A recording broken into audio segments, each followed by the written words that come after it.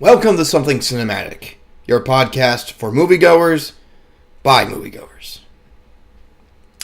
Anyways, let me start that again. Welcome to Something Cinematic, the show for moviegoers by moviegoers. I am Tim, and I will be your host for today. I'm the host for all Something Cinematics to come. It's kind of redundant for me to say that. Anyways, for today's movie, I cover the latest from Walt Disney. A movie that has been in development for quite some time, and a movie that has been pushed by Walt Disney for the past couple of months. I speak, of course, of the new sci-fi film, simply entitled John Carter. Now, let me take you back a couple months ago, back in the month of July. Now, during this time, this particular date, I was at a big time theater, and I was awaiting Harry Potter and the Deathly Hallows. As I was walking around the theater, I noticed a poster. The poster had a strange symbol, and it said, "John Carter arrives March 2012. As I looked at that poster, my first thought was, what the hell is John Carter? I mean, I had no idea. I was looking at this poster, and then there's nothing else really to it. So I was like, who the hell is John Carter? Well, as soon as part 2 of Harry Potter and Deathly Hallows started, I found out what the movie was. And I was like, oh, that's John Carter. But even with that said, I did not know much about John Carter. I didn't realize what it was. So, if you're like me, and didn't know anything about it, here's a quick thing about what it's based off of. John Carter is actually based from the Barsoom book series by Edgar Rice Burroughs. And if you haven't seen the movie yet, and you are planning to, keep that author's name in mind. But anyway, it's a 12-book series, and they all, dealing with John Carter, and they actually all deal with the name of Mars. This one in particular is based off the first book called The Princess of Mars. Honestly, when it comes to it, I have no idea whether or not how close this movie is to the book itself.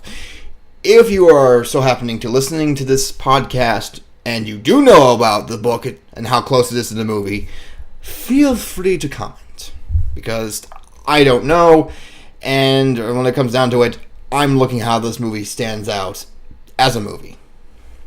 But anyway, as I said earlier, this movie has been in development for quite some time, longer than you can possibly imagine. In fact, it was thought about to be turned into a movie since in the 30s.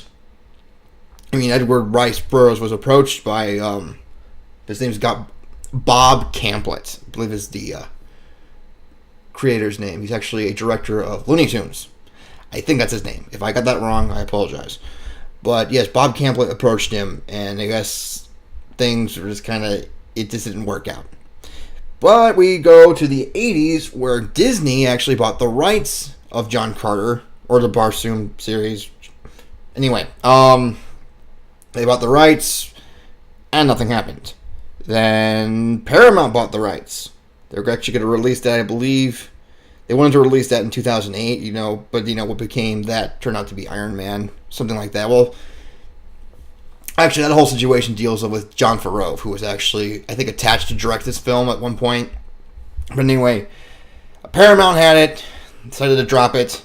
Then Disney got it again, and they finally made a film. Now, this film actually is directed by Andrew Stanton, who is a familiar director of Pixar. He has directed such things as Finding Nemo and WALL-E. So by looking at the films he's worked on from Pixar, you can tell that Andrew Stanton is no stranger to having a good film. But can he make the likes of John Carter into a compelling film? That is the question we ask today on this podcast. But we'll have to wait in a little bit, because I'm going to cover the trailers that I saw prior to seeing the film of John Carter. Now, before getting into the review of John Carter, like any movie that you see in the theaters, there's always some trailers that come beforehand. Now, I probably got about good 5 to 7 trailers before the movie, and I'm not going to cover all of them. I'm just going to talk about the ones that really stood out to me. The first trailer, if I'm correct, was actually Paranorman. And this is a a movie is something I am looking forward to seeing. I kind of got that that's how I felt when I saw the teaser to it. And this was the theatrical trailer, which actually was released, if I'm not mistaken, I think it was last week or 2 weeks ago. But this was the first time I saw it attached to a movie. It's done by the same guys who did Coraline, and that's just something to look forward to, because I really loved Coraline, and I've always been a fan of claymation films in any form or way. Most of the time, actually, I shouldn't say all of them are great, but for the majority have been good.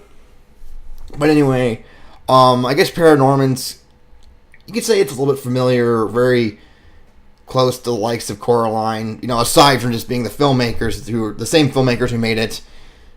Yeah, wait, actually I'm not sure it's the same filmmakers or it's just the same production company. That's something I have to look up. But anyway, it looks like to be that similar format, so I'm worried about that similarity to it will take away from the likes of Paranorman. But I'll have to wait and see that when it comes out in August. Next film actually makes a little sense to be attached to John Carter. It is the next film from Pixar, Brave. From what I can tell, Brave, it seems very... Actually, from the first teaser, it looked very impressive. It deals kind of with, Scotland, and it deals with kind of that, I'm not sure they're trying to go, it's clearly a fantasy, but I don't know how much of a fantasy they're going to put into this movie. If you've seen anything about it, you probably know what I'm talking about. It's basically, I guess it's supposed to deal with not just, the Highlanders of Scotland, but you're going to deal it deals with, the likes of the main character who, is a female trying to make her name for herself, opposed to what females, not only in that time and in Scotland, were like. So it's one of those kind of stories. But it could work. But there's a question I thought about after seeing this trailer, and just about this movie in general, which is, I'm wondering if this is supposed to be Pixar's answer to DreamWorks' How to Train Your Dragon. I'm not saying that they're trying to, do the same thing that DreamWorks did with How to Train Your Dragon or not, but it just feel like there's some kind of the same feel to it. I don't know. That's just something that I'm going to have to look at when the movie comes out. Now, the trailer I saw attached to John Carter it was released, I believe, a week ago. I think. Yes, I'm pretty sure on that one. Okay.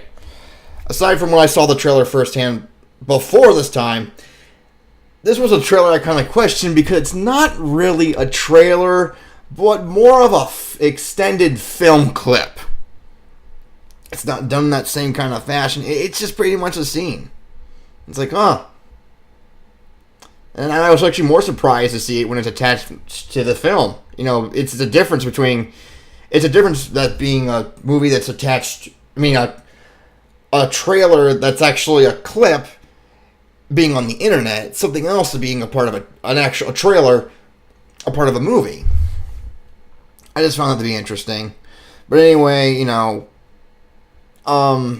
this is a film I am looking forward to seeing this year, especially from where Pixar was last year, which is, personally, though box office says otherwise, I just don't think it was one of their better years with Cars 2.